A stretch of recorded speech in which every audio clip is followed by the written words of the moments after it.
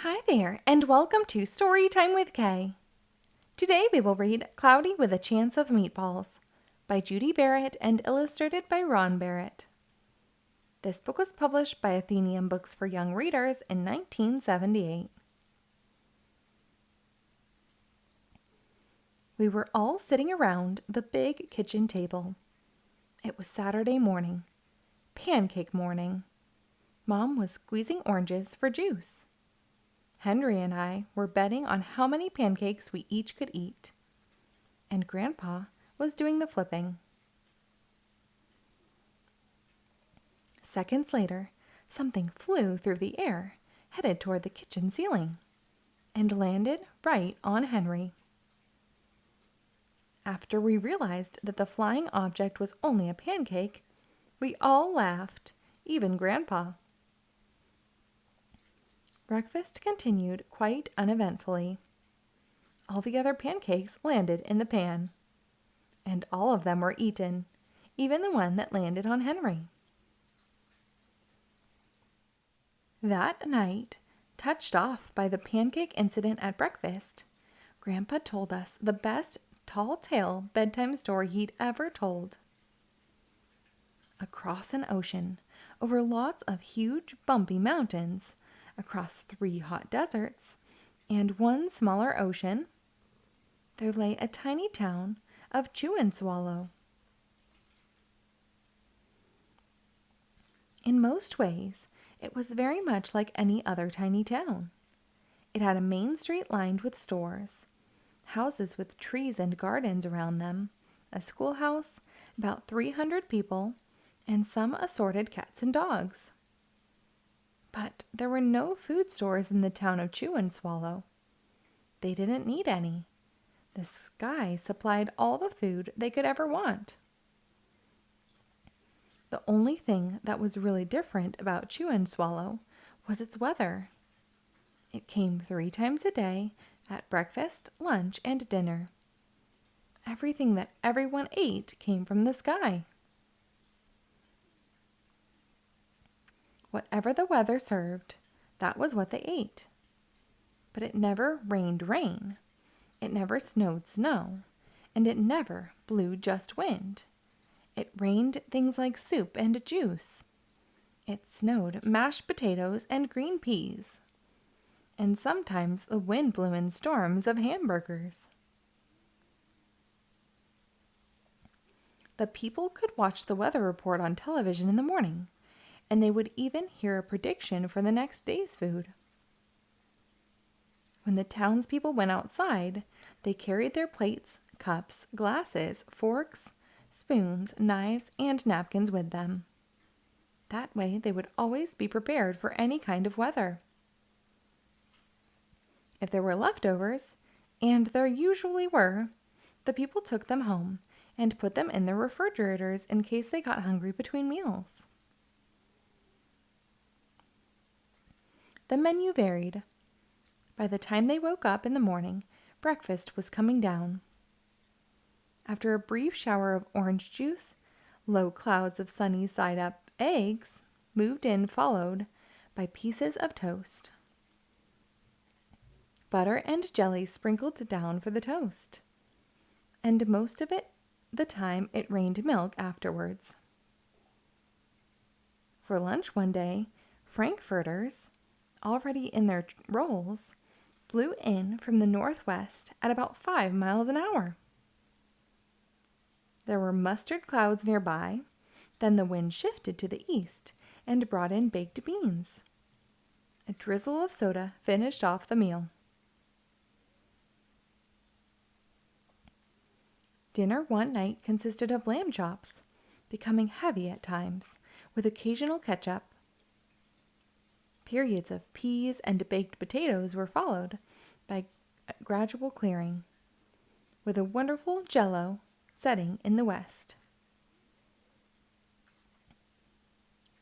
The sanitation department of Chew and Swallow had a rather unusual job for a sanitation department.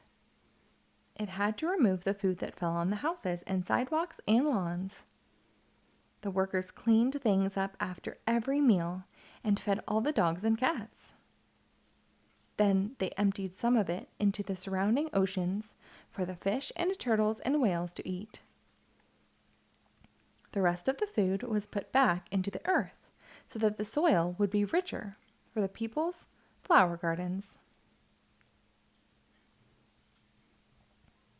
Life for the townspeople was delicious until the weather took a turn for the worst. One day there was nothing but gorgonzola cheese all day long. The next day there was only broccoli, all overcooked. And the next day there were Brussels sprouts and peanut butter with mayonnaise. Another day there was a pea soup fog. No one could see where they were going, and they could barely find the rest of the meal that got stuck in the fog. The food was getting larger and larger, and so were the portions. The people were getting frightened. Violent storms blew up frequently. Awful things were happening. One Tuesday, there was a hurricane of bread and rolls all day long and into the night. There were soft rolls and hard rolls, some with seeds and some without. There was white bread and rye and whole wheat toast. Most of it was larger than they had ever seen bread and rolls before. It was a terrible day. Everyone had to stay indoors. Roofs were damaged, and the sanitation department was beside itself. The mess took the workers 4 days to clean up, and the sea was full of floating rolls. To help out, the people piled up as much bread as they could in their backyards. The birds picked at it a bit, but it just stayed there and got staler and staler. There was a storm of pancakes one morning and a downpour of maple syrup that nearly flooded the town. A huge pancake covered the school. No one could get it off because of its weight, so they had to close the school. Lunch one day brought 15-inch drifts of cream cheese and jelly sandwiches. Everyone ate themselves sick, and the day ended with a stomachache. There was an awful salt and pepper wind, accompanied by an even worse tomato tornado. People were sneezing themselves silly and running to avoid the tomatoes. The town was a mess. There were seeds and pulp everywhere. The sanitation department gave up. The job was too big. Everyone feared for their lives. They couldn't go outside most of the time. Many houses had been badly damaged by giant meatballs. Stores were boarded up, and there was no more school for the children. So a decision was made to abandon the town of Chew and Swallow. It was a matter of survival.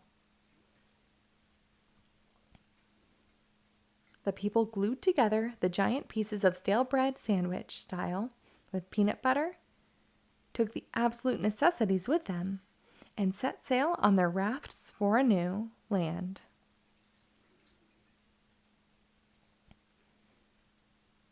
After being afloat for a week, they finally reached a small coastal town, which welcomed them. The bread had held up surprisingly well enough for them to build temporary houses for themselves out of it. The children began school again, and the adults all tried to find places for themselves in the new land. The biggest change they had to make was getting used to buying food at the supermarket. They found it odd that the food was kept on shelves, packaged in boxes, cans, and bottles.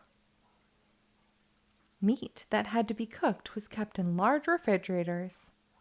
Nothing came down from the sky except rain and snow. The clouds above their heads were not made of fried eggs.